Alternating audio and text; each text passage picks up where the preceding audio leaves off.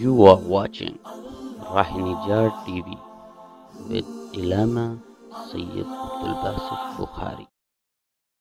اعوذ باللہ من الشیطان الرجیم بسم اللہ الرحمن الرحیم صلو علی الحبیب اللہم صلی علی سیدنا و مولانا محمد وبارک وسلم۔ نبی رحمت صلی اللہ علیہ وآلہ وسلم کی سیرت طیبہ میں خطوط کے حوالے سے بیان ہو رہا ہے۔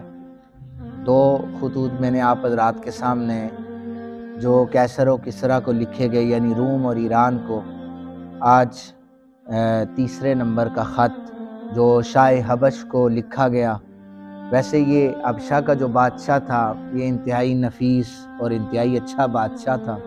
آپ کو یاد ہوگا کہ جب مکہ کے ابتدائی دنوں میں نبی رحمت صلی اللہ علیہ وآلہ وسلم کے صحابہ نے جو پہلی ہجرت کی تھی حبشہ کی طرف، 100 بندے پر مشتمل تھی، بندوں پر، تو حبشہ کے بادشاہ نے کہا تھا کہ مجھے ان کے بارے میں بتایا جائے یہ کون ہے۔ غلط معلومات دی گئی تھی کہ یہ لوگ ہمارے پاس سے بھاگ کر آ گئے ہیں، تو اس نے کہا تھا کہ اچھا ان 100 بندوں کو بلاؤ، ان کا کوئی امیر بھی ہوگا، وہ ہمیں کچھ بتائے تو ان کے سننے کے بعد ہم فیصلہ کریں گے۔ تو وہاں پر حبشہ کے اس دربار میں، بادشاہ کے دربار میں، نجاشی اس کا نام تھا، تو اس نے نجاشی بھی یہ ایک لفظ ہے، بادشاہ کو کہا جاتا ہے، تو اسحمہ اس کا نام تھا، جیسے روم کے بادشاہ کو کیسر کہا جاتا ہے، ایران کے بادشاہ کو کسریٰ، اور اسحمہ نام تھا حبشہ کے بادشاہ کا، نجاشی کہا جاتا تھا۔ تو اس نے حضرت جعفر طیار رضی اللہ تعالی عنہ، جن کے بارے میں آقا کریم صلی اللہ علیہ وآلہ وسلم نے فرمایا کہ میرے چچا زاد وہ ہیں جو جنت میں پروں کے ساتھ اٹھتے ہیں، اور ایک دفعہ تو حضور صلی اللہ علیہ وسلم نے باقاعدہ اپنے صحابہ کرام کے جرمٹ میں بیٹھتے ہی وعلیکم السلام کہا تھا، تو صحابہ نے پوچھا یا رسول اللہ یہ آپ کس کو وعلیکم السلام فرمایا؟ حضور نے فرمایا فرشتوں کے ساتھ حضرت جعفر طیار اڑتے ہوئے گزرے ہیں۔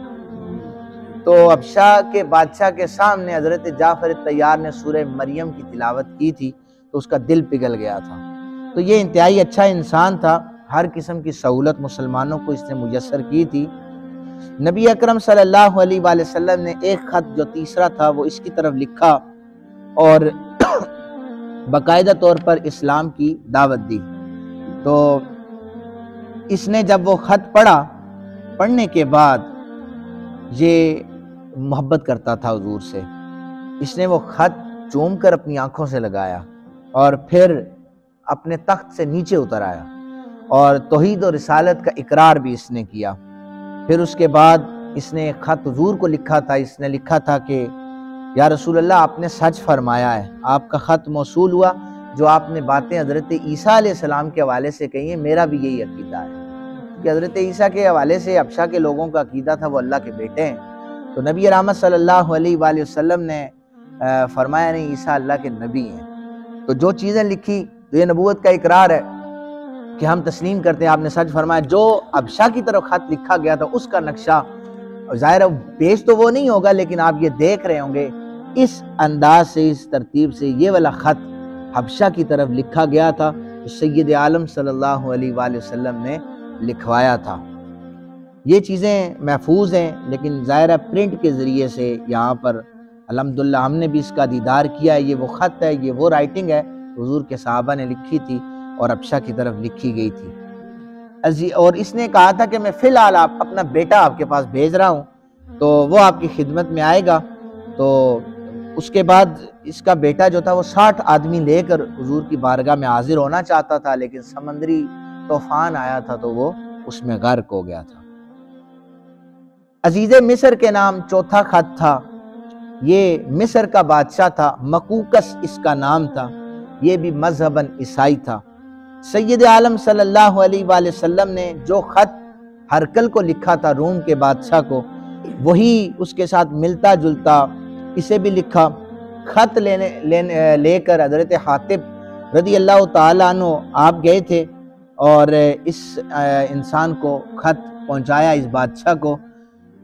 اس نے یہ کہا کہ حضرت حاتب کو بلا کر کہنے لگا کہ جس شخص نے میرے نام یہ خط بھیجا ہے اگر وہ اللہ کا رسول ہے تو جب لوگ اس کی مخالفت کر رہے تھے، اسے ایذائیں دے رہے تھے، اس کو اپنا گھر اور شہر چھوڑنے پر مجبور کر رہے تھے، اس وقت انہوں نے بد دعا کیوں نہیں دی تھی؟ یہ سوال اس نے کیا کہ اگر وہ اللہ کے نبی تھے، وہ بد دعا کرتے، تباہ و برباد ہو جاتا سب کچھ۔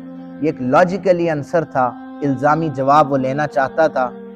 وہ دیکھنا چاہتا تھا کہ حضور کے چرنوں میں بیٹھنے والے صحابہ کرام علم سے کتنا زیادہ فیض حاصل کر چکے ہیں حضور کا، ذرا پتہ تو چلے۔ یہ فیض ایسا تھا، حضور کے چرنوں میں قدموں میں بیٹھنے والے صحابہ کا فیض ایسا تھا کہ ایک دن نبی اکرم صلی اللہ علیہ وآلہ وسلم کے ظاہری وصال کے پاک کے بعد، یہ عنوان سے ہٹ کر ہے لیکن میں فیض رسول بتا رہا ہوں، حضرت عثمان غنی منبر پر جلوہ گر تھے۔ آپ نے فرمایا کہ لوگوں میں دیکھتا ہوں، آپ نے کوئی عیب تھا ان کا بیان کیا تو لوگ کہنے لگے عثمان، وحی کا سلسلہ حضور کے وصال کے بعد تو ختم ہو چکا ہے، آپ کو کس نے بتایا یہ چیزیں؟ تو آپ نے فرمایا تھا کہ وحی کا سلسلہ سید عالم صلی اللہ علیہ وآلہ وسلم پر رک چکا ہے، لیکن حضور کے قدموں میں بیٹھنے کا فیض یہ ہے کہ ہم بھی چہرے کو دیکھ کر بتا دیتے ہیں کہ اس کے اندر یہ عیب پائے جاتے ہیں۔ یہ ہمارا بھی عقیدہ ہے صحابہ کے بارے میں۔ اس نے کہا بد دعا کیوں نہیں دی تھی؟